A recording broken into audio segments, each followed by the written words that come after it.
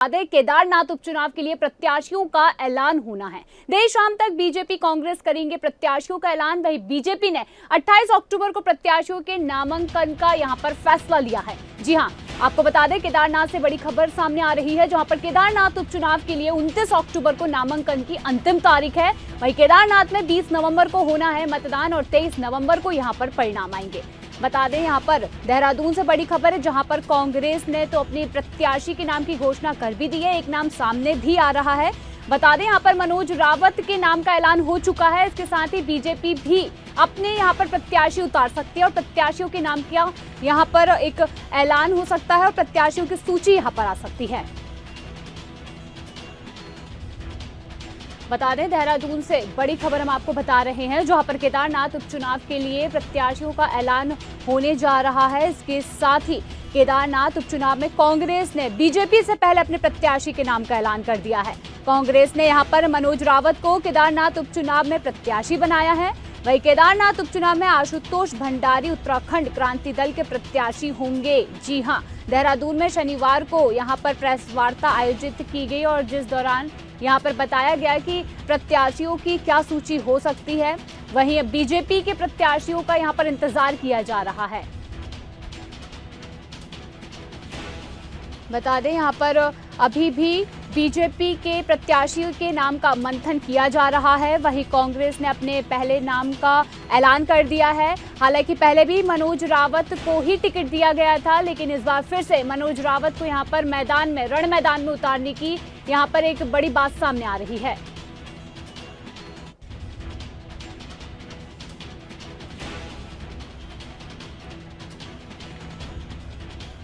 जिस तरीके से यहाँ पर बात चल रही है देहरादून केदारनाथ उपचुनाव के लिए यहाँ पर प्रत्याशियों के ऐलान को लेकर, तो अब हम उत्तराखंड संवाददाता से बात करना चाहेंगे जो हमारे साथ जुड़ चुके हैं। तो अधिक जानकारी के लिए हम जानना चाहेंगे विनोद जी, यहाँ पर जो उपचुनाव को लेकर तैयारियां चल रही हैं और उपचुनाव में यहाँ पर नामों के ऐलान की जो बात कही जा रही है, इसमें क्या कुछ अपडेट यहाँ पर सामने आ रहे हैं?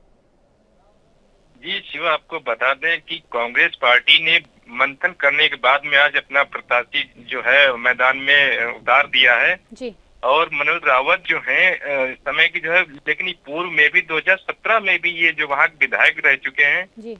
उसके बाद में 2022 में भी जो है मैदान में थे, लेकिन किसी कारण जो पीछे रह गए थे जी। लेकिन आज जो है काफी जो है स्टैंडिंग कमेटी कांग्रेस की जो है हाईकमान से डिसाइड करने के बाद में आज मनोज रावत को पुनः जो है दोबारा जो है मैदान में उतारा गया है। और कांग्रेस का कहना है कि जिस तरीके से मैंने अपने कैंडिडेट को घोषित किया है, जनता जो है उनको चाह रही है। जनता के बीच में रहने वाले हमारे प्रत्याशी हैं, इसलिए जो है उनको ही एक कमान दी जा रही है और इस बार फतेह करना चाह रहे। कांग्रेस का कहना है कि इस बार जो है ये सीट जो है केदारनाथ की जो उपचुनाव की जो सीट है ये कांग्रेस के खाते में जाएगी। जी, जिस तरीके से मनोज रावत को पहले भी 2 बार टिकट दे चुके हैं और दोनों ही बार वे पीछे रहे हैं, तो आखिर ऐसी क्या कुछ वजह है, क्या कुछ कारण है जो मनोज रावत को यहाँ पर फिर से टिकट देने के पीछे कांग्रेस का क्या कुछ कारण हो सकता है?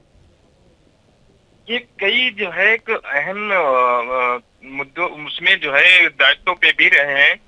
दूसरी बात यह कि मनोज रावत की छवि को देखते हुए इस समय जो चर्चा हो रही है वहाँ पे कि मनोज रावत की छवि जो है अच्छी मानी जा रही जनता के बीच में। उपचुनाव जो हो रहे हैं जो बीजेपी कांग्रेस के दोनों जो है देखते हुए कि अब बीजेपी इंतजार कर रही है कि भाई हम भी अपने कैंडिडेट किए, लेकिन कांग्रेस ने तो आज घोषणा कर दी है। अब जो आज कल में ही जो है बीजेपी का भी कैंडिडेट जो है मैदान में आ जाएंगे, लेकिन ये दोनों पार्टियों की एक दांव जो है ये बड़ी एक अहम भूमिका मानी जा रही है उपचुनाव लेकर के, क्योंकि अब फिर पुनः बात आ जा रही है कि इसमें जो है प्रधानमंत्री जी जो है खुद स्वयं जो है उसमें जो है चीजों को वहाँ पे मंथन जब उन्होंने किया था, केदारनाथ दर्शन करने जब गए थे, इसलिए जो है बीजेपी का कहना है कि ये सीट जो है किसी कारण जो हर तरीके जैसे भी होगा, क्योंकि जनता जो है भारतीय जनता पार्टी के साथ में है और सरकार भी बीजेपी की है, इसलिए जो है सीट जो है अपनी गंवाना नहीं चाहेगी। लेकिन ये कांग्रेस के जो कैंडिडेट जो घोषणा की गई है, इनकी छवि और इनकी जो है वहाँ की पहचान जो बता रही है कांग्रेस पार्टी की जो है बहुत अच्छी मानी जा रही है। जी, आमतौर पर आपने ये देखा ही है कि जैसे कांग्रेस है कभी भी अपने प्रत्याशियों के नाम बीजेपी से पहले नहीं लाती है, लेकिन इस बार बीजेपी से पहले कांग्रेस ने अपने प्रत्याशी के नाम की घोषणा कर दी है। तो इसके बाद क्या बीजेपी किन प्रत्याशी के नाम यहाँ पर उतार सकती है, या फिर बीजेपी की क्या कुछ रणनीति यहाँ पर हो सकती है? बीजेपी की रणनीति जो बता दें आपको, जिस तरीके की बीजेपी का कहना है कि सरकार जिस तरीके से किसी का भी सरकार जिसकी इस मौके प्रेजेंट में होती है उसका एक उस चीज का भी लाभ मिलता है। दूसरे विकास की गति जो है ये एक बीजेपी ही देने वाली है, क्योंकि कांग्रेस तो जो है विपक्ष के भूमिका निभा रही है। इसलिए बीजेपी का कहना है कि जो है ये सीट जो है उपचुनाव की सीट जो है बीजेपी खाते में जाएगी। लेकिन इस बार कांग्रेस ने अपना परचम पहले लहरा दिया है, अपने कैंडिडेट घोषणा कर दी है, क्योंकि कांग्रेस का भी कहना है कि जिस तरीके मनोज रावत की जो छवि को देखते हुए और प्रदेश में जो इस समय महंगाई को लेकर के भी चर्चा हो रही है, काफी विपक्ष कह रहा है कि महंगाई है, बेरोजगारी है, इन सभी मुद्दों को जोड़ते हुए कांग्रेस ने कहा कि जो इस बार जो उपचुनाव की जो सीट है मनोज रावत के खाते में जाएगी। जी मनोज रावत के नाम की घोषणा के होने के बाद से बीजेपी की यहाँ पर क्या कुछ जो एक ये बोल सकते हैं कि मनोज रावत की छवि यहाँ पर पहले से काफी वो है कि वो 2 बार से यहाँ पर जीत नहीं पाए हैं या फिर उन्हें काफी कम वोट मिले हैं, तो उसके बाद से बीजेपी को कितनी तैयारियां करनी पड़ सकती है? हो सकता है कि उन्हें ये पता है कि मनोज रावत जो यहाँ पर है पहले भी कई मतलब कम सीटों, जब उन्हें सीट दी गई तो उन्हें ये पता चला कि कम उन्हें वोट मिले हैं, जो भी वो पीछे रहे हैं, उसके बाद से यहाँ पर बीजेपी को कितना जोर लगाना पड़ सकता है? ये कांग्रेस के जो मनोज रावत जो घोषणा की गई कुछ ही वोटों से पीछे रहने के कारण जो है इसलिए कैंडिडेट जो है इनको बनाया गया है कांग्रेस तरफ से। और बीजेपी का कहना है कि भाई सीट तो बीजेपी की थी, यहाँ पे इसमें मौजूदा हमारा विधायक जो बीजेपी की थी शैला रानी जी, लेकिन इस समय जो है सरकार एक प्रदेश में उत्तराखंड में सरकार बीजेपी की है, तो उसका भी लाभ बीजेपी उठाएगी। और इस चीज को देखते हुए कि अब बीजेपी कहना है कि महंगाई जो विपक्ष कह रहा है, लेकिन जनता के बीच में इस तरीके कुछ नहीं, जनता जो है बीजेपी साथ खड़ी दिखाई दे रही है।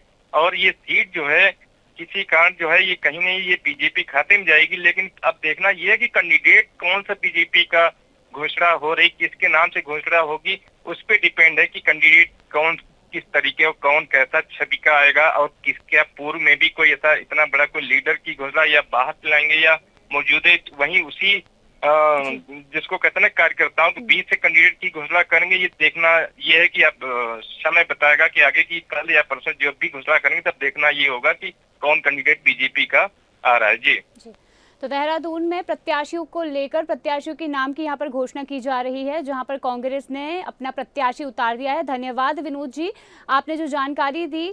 और आपको बता देते हैं यहाँ पर देहरादून में अभी भी बीजेपी के प्रत्याशी के नाम की घोषणा नहीं हुई है और कांग्रेस ने अपना एक प्रत्याशी उतार दिया है, जिसको देखते हुए यहाँ पर रणनीति सामने आ रही है।